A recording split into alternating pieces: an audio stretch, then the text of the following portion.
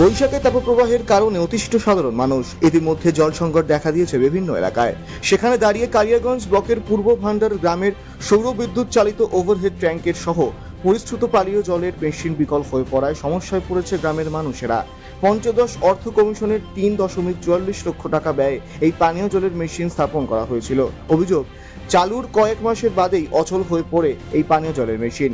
পঞ্চায়েতের উদ্যোগে এক দফা মেরামত করা হলেও জলের মেশিন কিছুদিন সচল ছিল, কিন্তু কয়েক মাস বাদেই ফের অচল হয়ে যায় সৌর বিদ্যুৎ চালিত এই পানীয় জলের মেশিন।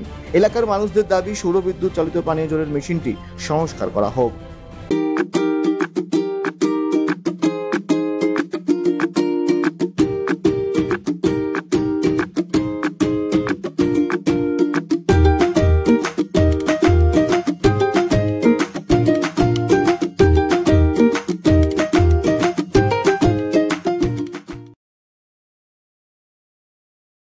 আপনার নাম? বাসন্তী বর্মন। এই জলটা কতদিন ধরে ট্যাপটা খারাপ হয়েছে, কি সমস্যা হচ্ছে? জল উঠছে না, জল উঠছে না। খারাপ হয়ে পড়ে আছে। কতদিন ধরে? 6 মাস। 6 মাস। তো কি ধরনের সমস্যা হচ্ছে তাহলে? কি ধরনের সমস্যা? খারাপ হয়ে পড়ে আছে, ঠিক হচ্ছে না। ঠিক না হলে জল উঠবে কি করে? এখন তো গরমের সিজনে জলে তো সমস্যা দেখা দেয়। হ্যাঁ, জলের সমস্যা, খুবই সমস্যা। তাহলে আপনারা জল তাহলে কোথা থেকে আনেন? কোথায়? এমনি কলের জল খেতে হয়। আচ্ছা, গ্রাম পঞ্চায়েত বা পঞ্চায়েতকে জানাননি? জানা হয়েছে। হ্যাঁ, তো কি বলছে তারা? ঠিক করতে আসছিল, পাবলিক বলে আসছিল। কি চান তাহলে এখন তাতে ঠিক করা হোক? হ্যাঁ, আমরা চাই তাড়াতাড়ি ঠিক হোক, জল উঠুক, ভালো যেন পানীয় জল খেতে পারি। দাদা, আপনার নাম? রাজু বর্মন।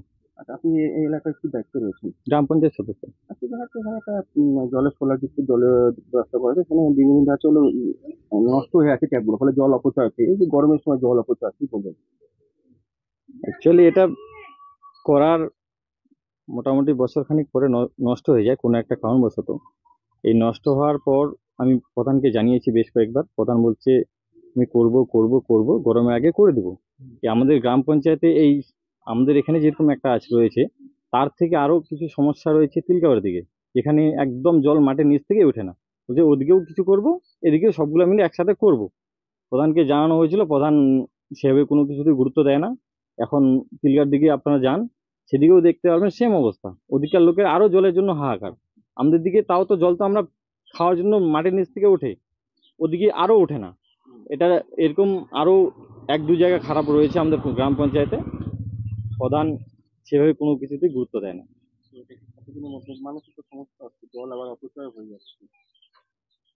এরকম আরো কিছু সমস্যা নিয়ে আমরা গ্রাম পঞ্চায়েতে আমাদের তৃণমূল কংগ্রেসের পক্ষ থেকে আমরা একবার ডেপুটেশন দিয়েছিলাম প্রধানকে। আর একবার আমি বলবো, না হলে আমি আমার শুধুমাত্র গ্রাম থেকে মানুষজনকে নিয়ে একটা ডেপুটেশন করব। কালিয়াগঞ্জ থেকে ভাস্কর রায়ের রিপোর্ট, কুলিক নিউজ।